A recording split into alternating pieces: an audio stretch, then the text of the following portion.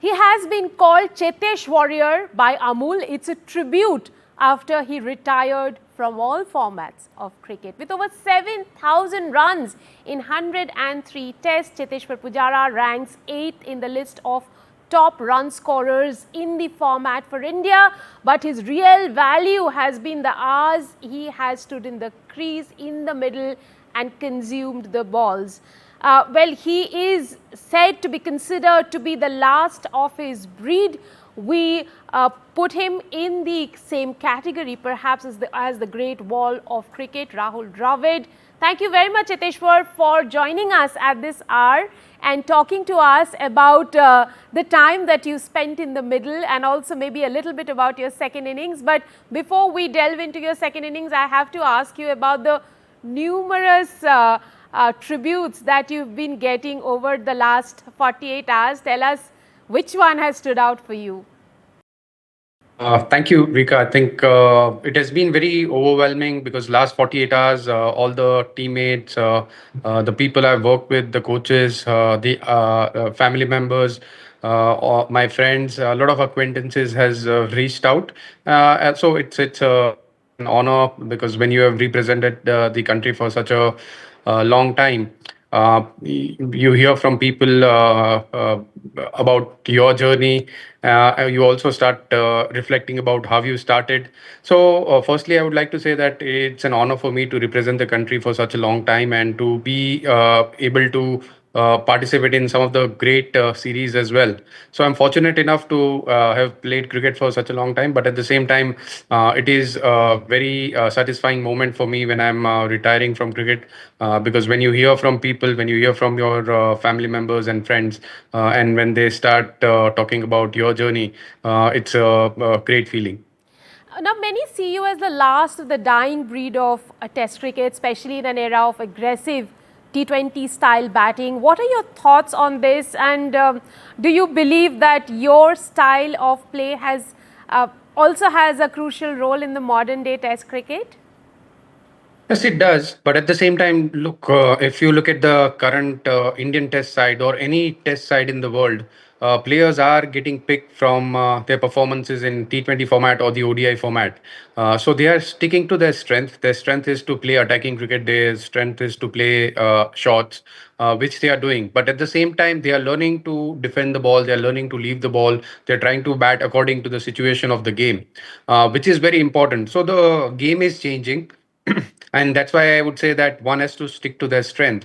But there is always a role for a player who plays conventional Test cricket. When it comes to Test cricket, you always try and bat according to the situation of the game, try and bat according to the condition which is out there. If the ball is moving a bit, it's if there is some help for the bowlers, you still need to respect those spells and then try and play your shots. So the game is, yes, definitely changing and moving forward where players are playing little more attacking cricket. But at the same time, if you still want to play conventional Test cricket, there is always a room for that. Cheteshwar, I'll pick up a quote from your former captain Virat Kohli, where after one of your innings, he says, "We didn't want him to get into the shell. We want Pujara to bat to his potential. Once he starts scoring runs, he will go with the composure that he already has." But, you know, there was a constant pressure on you to score at a certain rate. How difficult then it was for you to convince people in your own inner circle that you have a certain brand of cricket and, you know, thereby build those relationships. A little bit about your relationship with the likes of Virat Kohli, Ravi Shastri, who constantly put that kind of pressure on you. Well, as I was mentioning earlier, one has to stick to their strength, and that's what I did in my cricketing journey. My strength was to defend the ball well, try and play according to the merit of the ball, and also understand different phases of the game. So, depending on that, whatever is best for the team, that's what you try and do. And over a period of time, people understand that what my strength is, because in early in my career, sometimes people think that this guy can play very aggressively, but he's not playing. But I didn't have that strength, and over a period of time, whether it was Ravi Bhai, whether it was Virat or anyone else, they understood that my strength was slightly different, and then they respected that. So that's why one can be successful at the highest level. If you don't play according to your strength, then you can't be successful. And as long as you are doing the right thing for the team, you don't need to worry about anything else. Cheteshwar, your wife Pooja writes in the memoir that there was a point when you had overheard a very key member of the Indian cricket team, of the coaching staff, that he was talking to someone saying that they needed to drop you in the following test. You went on to score a century. What does it take of a player to, turn around that kind of a situation into a super performance? Well, you always, as a sports person, you always go through ups and downs in your cricketing journey. There are times where you don't like certain things which are said about you, or which are said, whether it was the support staff or your teammate. You will hear some comments, but at the same time, I've always been a player who put the team first, because when you are representing the Indian team, your job is to perform with your best of your ability, and that's what I tried doing whenever I got an opportunity. Because my father taught me one thing very clearly, that whenever you step on the cricket field, you are not just playing cricket for yourself. You are playing cricket for millions and billions of cricket fans, Indian cricket fans, and the cricket fans all over the globe, who wants the Indian team to do well.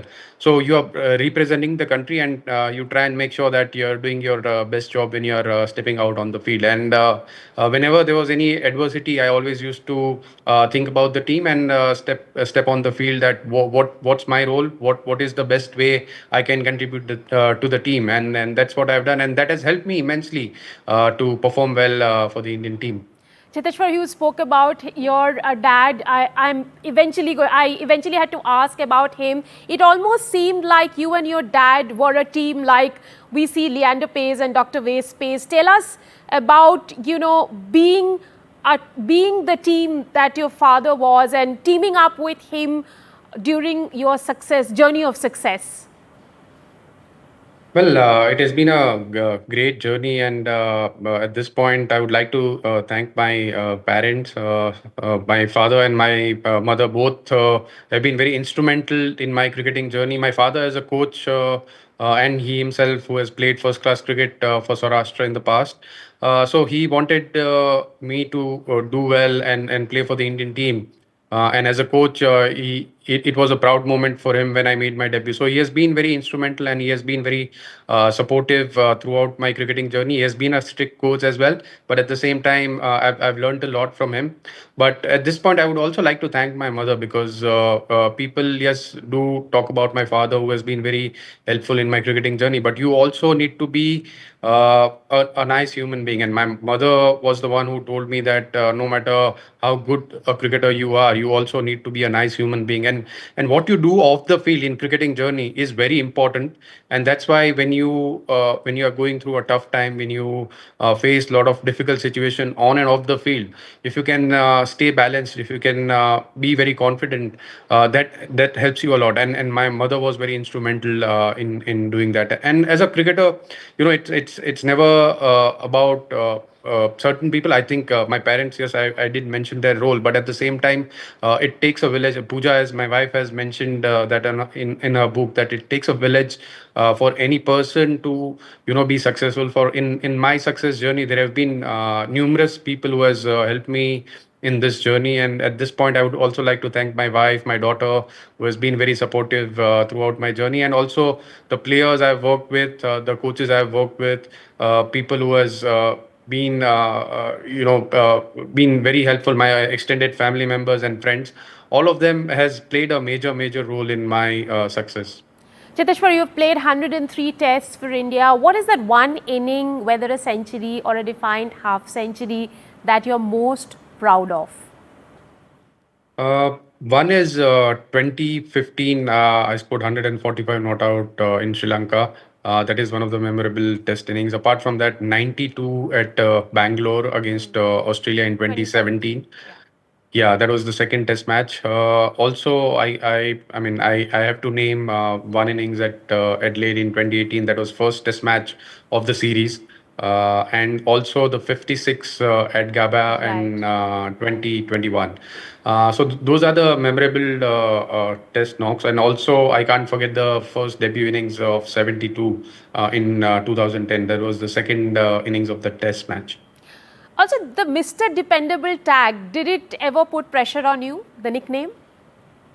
Not really. I always looked up to Rahul Bhai. I've learned a lot from him.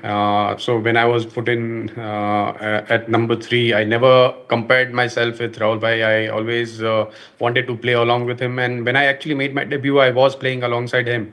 So I got an opportunity to learn a lot from not just from Rahul Bhai, but even some of the great players were part of the Indian team. If you look at the Indian team when I made my test debut in 2010, Rahul Bhai was there, Sachin Paji was there.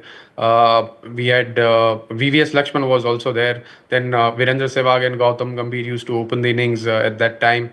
Mai Bhai was the captain.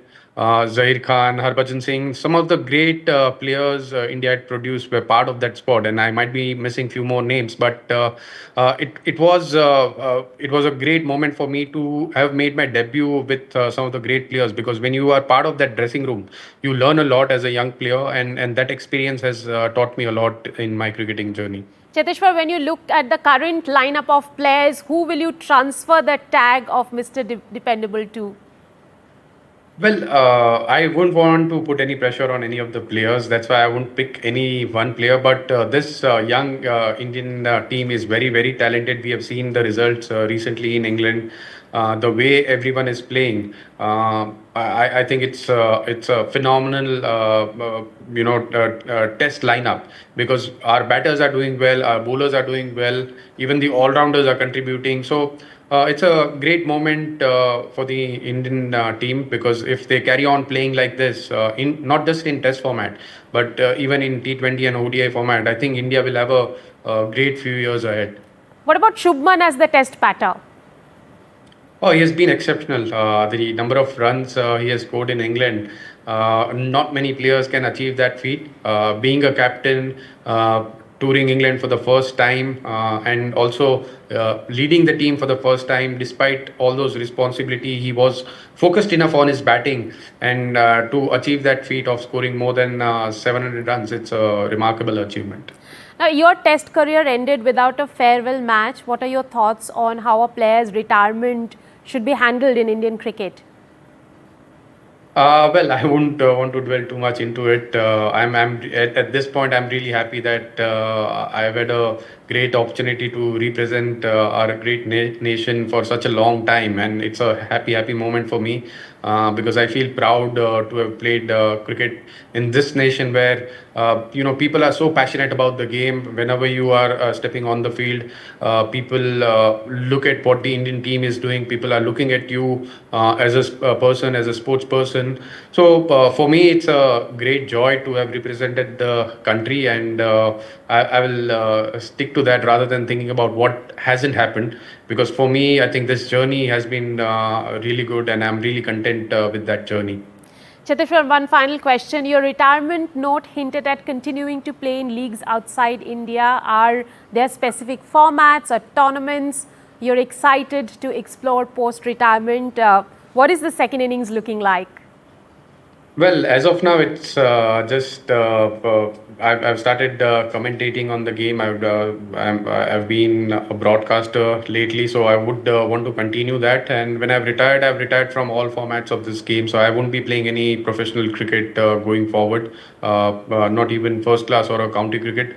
I've made that very clear. So yeah, I'll just I think as of now I'll stick to broadcasting, and then whenever any other future possibility arises, whether it's coaching, whether something else comes up, I'll think about it. But as of now, I haven't thought about anything else. Well, welcome to our side of the story then, Cheteshwar, and you've already started a great second innings. Wish you many more successes ahead. Thank you very much. Thank you. Thanks a lot.